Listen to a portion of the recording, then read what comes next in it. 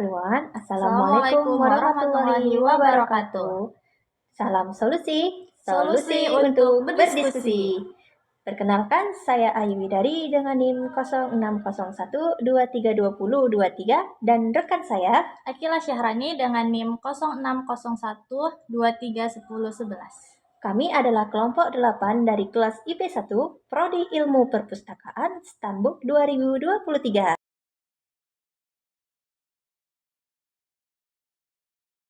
Di video ini kami akan memulai sebuah diskusi. Namun sebelum itu, mari kita panjatkan puji dan syukur kita kepada Allah Subhanahu wa Ta'ala yang telah memberi kita kesehatan dan kesempatan sehingga kami dapat menyajikan video diskusi ini. Selain itu, kami ucapkan banyak terima kasih kepada Bapak Dr. Pusyono MA selaku dosen pengampu mata kuliah Pancasila, dan kami ucapkan terima kasih kepada semua pihak yang telah memberi dukungan dalam proses pembuatan video ini hingga selesai dengan lancar. Hari ini, di video ini, kami, kelompok 8, akan menyajikan sebuah diskusi dengan tajuk Pancasila sebagai Paradigma Pembangunan Nasional. Pasti kalian semua sudah sangat penasaran, bukan? Maka dari itu, silakan saksikan cuplikan singkat berikut ini.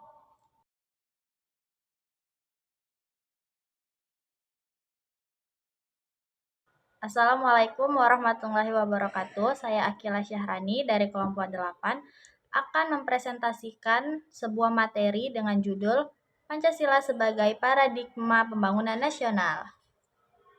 Sebelum itu, ada yang tahu nggak sih paradigma itu apa?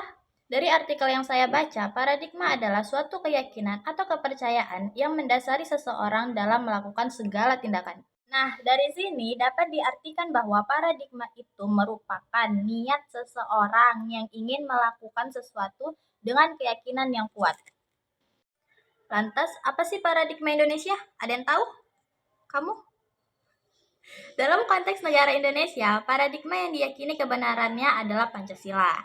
Pancasila bisa dikatakan sebagai paradigma karena Pancasila dijadikan landasan, acuan, metode, nilai, dan tujuan yang ingin dicapai dalam setiap program pembangunan nasional.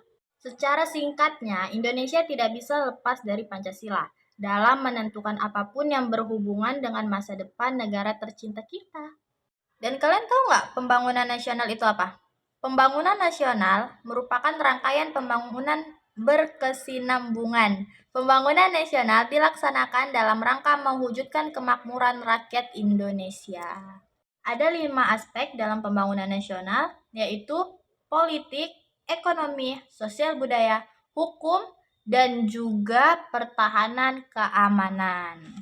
Konsep pembangunan nasional menurut sila-sila Pancasila adalah: sila pertama, pembangunan di bidang keyakinan ini mencakup tanggung jawab bersama untuk meletakkan landasan spiritual, moral, dan etika yang kukuh.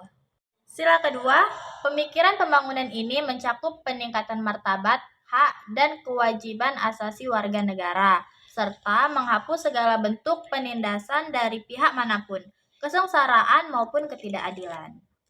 Di sila ketiga, untuk membangun stratifikasi masyarakat Indonesia yang beraneka ragam, antara lain mencakup peningkatan pembinaan bangsa sehingga ras kesetiakawanan semakin kuat dan memperkokoh persatuan dan kesatuan bangsa. Di sila keempat ini, pembangunan yang berhubungan dengan demokrasi mencakup pembangunan politik demokrasi Pancasila yang memelihara stabilitas nasional yang dinamis dan tanggung jawab politik warga negara, serta memberikan dorongan kepada peran dan dalam proses politik. Terakhir, sila kelima, prinsip keadilan harus mencakup pengembangan pertumbuhan ekonomi yang cukup tinggi dikaitkan dengan pemerataan pembangunan dan hasil-hasilnya, menuju terciptanya kemakmuran yang berkeadilan dalam sistem ekonomi sebagai usaha bersama berdasarkan asas kekeluargaan. Demikian hasil presentasi saya, semoga dapat menambah pengetahuan bagi yang menontonnya. See you next video. Ya, itu dia cuplikan presentasi singkat yang dibawakan oleh rekan saya. Dan hal tersebut berhasil membangunkan jiwa penasaran saya. Apa boleh jika saya bertanya beberapa hal? Tentu saja, tanyakan apa saja, akan saya jawab sebisa saya. Oke, kalau begitu mari kita buka sesi question and answer.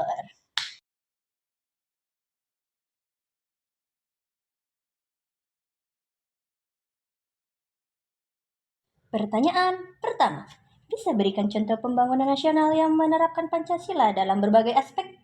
Oke, kalau di bidang ekonomi itu contohnya seperti koperasi, BUMN, UMKM, dan subsidi rakyat miskin, dan lain-lain. Oke. Kalau di bidang politik, dia kayak pemilu dan otonomi daerah. Oh. Lalu di bidang sosial budaya ada pengembangan pendidikan dan kesehatan, serta pelestarian budaya lokal.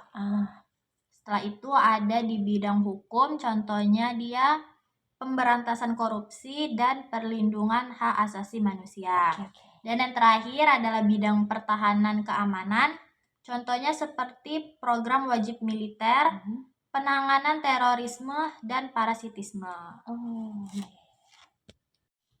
Wah, begitu. Oke, pertanyaan kedua. Apakah contoh pembangunan nasional yang tidak merata di Indonesia? Pertanyaan yang bagus. Jawabannya adalah belum adanya sifat profesionalisme dari perilaku pengembangan maupun pemimpin dari daerah itu sendiri. Belum optimalnya dukungan kebijakan nasional dan daerah dari pihak masyarakat, dan belum berkembangnya infrastruktur kelembagaan yang berorientasi pada pengembangan pembangunan berkelanjutan. Oke, pertanyaan terakhir. Bagaimana caranya agar pembangunan nasional di Indonesia dapat berjalan dengan baik dan juga merata? Cukup mudah dan sebenarnya sangat banyak caranya, yaitu mempercepat proses pembangunan, pemerataan fasilitas dan pelayanan kesehatan, membangun akses jalan dan air bersih di daerah terpencil, mengembangkan dan memperhatikan wilayah perbatasan, mengirimkan tenaga ahli ke pedesaan dan daerah terpencil. Begitu. Terima kasih telah menjawab pertanyaan saya. Tidak masalah karena saya hanya berbagi apa yang saya ketahui.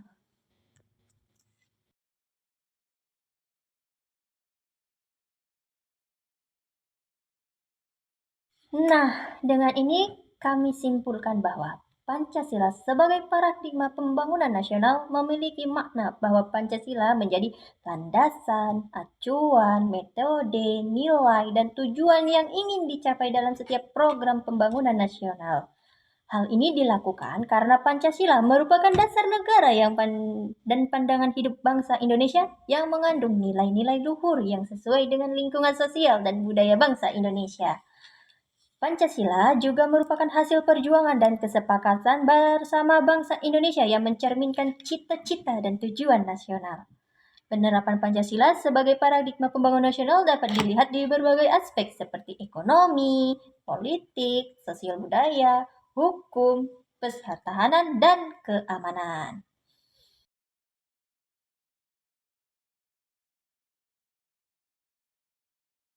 Sekian diskusi kita hari ini. Mohon maaf bila ada kekurangan maupun kesalahan baik dari segi materi maupun percakapan. Bagaimanapun kami ini masih pemula dalam proses belajar dan masih butuh banyak bimbingan. Terima kasih telah menyaksikan video kami. Semoga bermanfaat bagi kita semua. Dan jangan lupa like, komen, subscribe, dan share ya kawan.